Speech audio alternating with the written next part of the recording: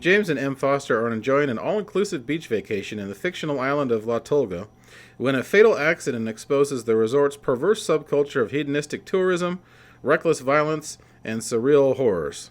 So author James Foster, who is played by Alexander Skarsgård, goes on vacation with his wife M, played by Cleopatra Coleman. Foster has had his ego crushed after writing only one book over the last 6 years, and his wife supports him. So he's there searching for inspiration and adventure to take him out of his monotonous, dull existence. And at the beginning, you get the feeling that the couple is having a pretty stale vacation. Even though they're there for rest and relaxation and his wife is rich, he is not really into the things that she wants to do. It seems like it's just a kind of routine over and over again. She wants to go to a Chinese restaurant, and he's just like, I think I just want to do something else. Why don't you just go by yourself? James's boredom is soon brought to a stop, though, when him and his wife meet another couple. And Mia Goth plays this girl named Gabby. And she instantly seduces Alexander Skarsgård in the movie. We get evidence of this pretty soon on when she does to him what a guy may do to himself when his wife tells him that she has a headache one night. And this is also one of the reasons why the movie initially got an NC-17 rating. So from that point on, it's a wild ride. They are soon convinced to go outside of the resort for some fun. This is kind of initially what James wanted to do when his wife told him that she wanted to stay inside. Let's just stay inside the resort. Let's go check out these different restaurants in the resort. But he wanted adventure, excitement. He wanted inspiration. So Mia Goth's character is providing that. She's also providing him attention that he has probably not had in a long time. Both physical attention and attention for his book, because she claims to be a fan of his book and she can't wait till the next one comes out. She's very interested in everything about his writing. For authors, that's very important, especially since, as we know, barely anybody reads anymore. James and his wife are kind of going along for the ride with this crazy, what looks to be kind of like libertine couple. On one drunken night, James is involved in a hit and run, and then the cops show up and tell him that he's going to be executed, and not only is he going to be executed, but that every crime committed there, the sentence for that is execution. But he says there's a way to get out of it. If you have enough money, you can pay to have a clone of yourself made, and then you watch that clone die. And that clone will pay for your crimes. So his wife, of course, is rich, ponies up the money, and he's off scot-free, more or less. His wife's not too happy, because together, of course, they've just watched somebody be murdered. And then from that point on, things just get crazier and crazier. You realize that this libertine couple is there basically with this group of other elites. They go to this place because, hey, they're on a murder vacation. They can do whatever they want. And they can do whatever they want to whoever they want and just pay to have their clone executed for it. So Alexander Skarsgård's character and his wife get caught up in this, of course. But Alexander Skarsgård is the guy who really gets used as a puppet in this situation. And he just gets in over his head, and you feel really bad for the guy, the way that he's manipulated. It's bizarre, too, because talking about the performances in this movie, Alexander Skarsgård, he is like a 180 from how he is in The Northman. And in The Northman, he's very in control, like a force of nature, just especially in the war scenes, just running around wrecking and slaughtering everyone. In this movie, he is very puppeteered by Mia Goth and her like crazy elitist friends. So it's a cool contrast. He's definitely one of those actors that's a chameleon often in different roles.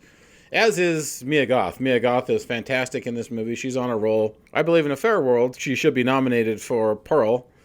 She's amazing in the Ty West stuff. She's fantastic in this. Well, in this one, she's more kind of like classically hot, and she's got that sexy London accent.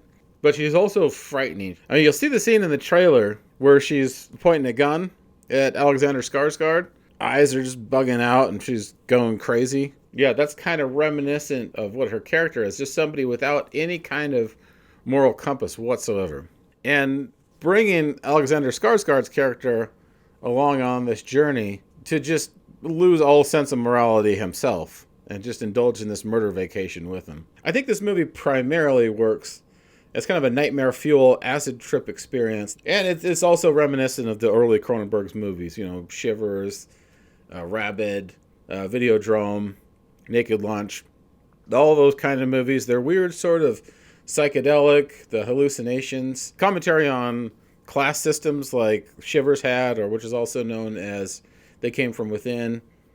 Several things like that really play well in this movie. The commentary on the elite, what is considered as modern day entertainment, the crazy editing, the sci-fi premise. This movie is really kind of, I think, will play great to an audience that loves cult movies, old school Cronenberg movies, movies that take a lot of risks.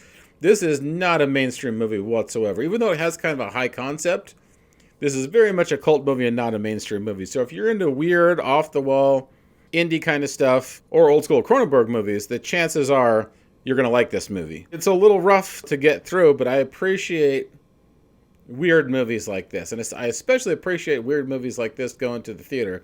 And given that this is a great antidote for all just the rehashed garbage that we've been getting through Hollywood over and over again at the theater. If you want to see something different, completely different, this is the movie for you. Not exactly a great date night movie, so skip this one on Valentine's Day. However, if you're into weird indie cult stuff, this is a good one. And Brandon Cronenberg, also a Canadian filmmaker like his dad, I've seen his movie Possessor, which is really cool. And Jennifer Jason Leigh's in that, so he's stealing from his father's cast because Jennifer Jason Leigh was in existence. One of the last weird movies his father made before, of course, he did all those mainstream movies, starting with kind of History of Violence. Well, mainstream for him. And then circled back when he did Crimes of the Future. And now his son is making weird movies like his dad used to make. That's pretty cool to see. What doesn't work for me about this movie is when you think about it too much.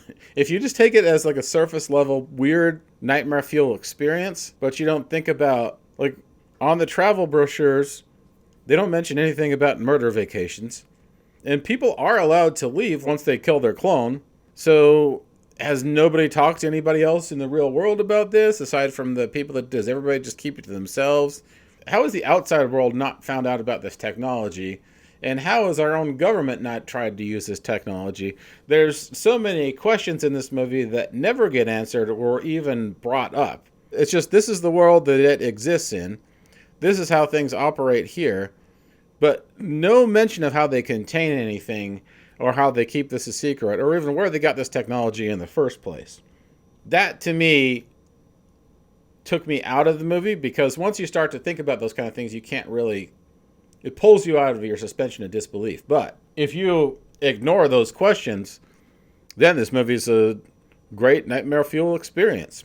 It also provides a lot of food for thought about vices, taboos, class structures, and how elitist bastards can literally get away with murder. And also moral compass, how easily the moral compass can be manipulated. Especially with a hot girl with a London accent like Mia Goth. And how easily people can be puppeteered in the right situation. So going back to the original question, just how much of his father's weird filmmaking genes did Brandon Cronenberg inherit? Let's go through the checklist of what his father's movies are noted for. Is the movie bizarre? Check. Psychedelic? Check. Fetishes? Check. Disturbing subject matter? Check. Freaky sex? Check. I guess that would fall into fetishes.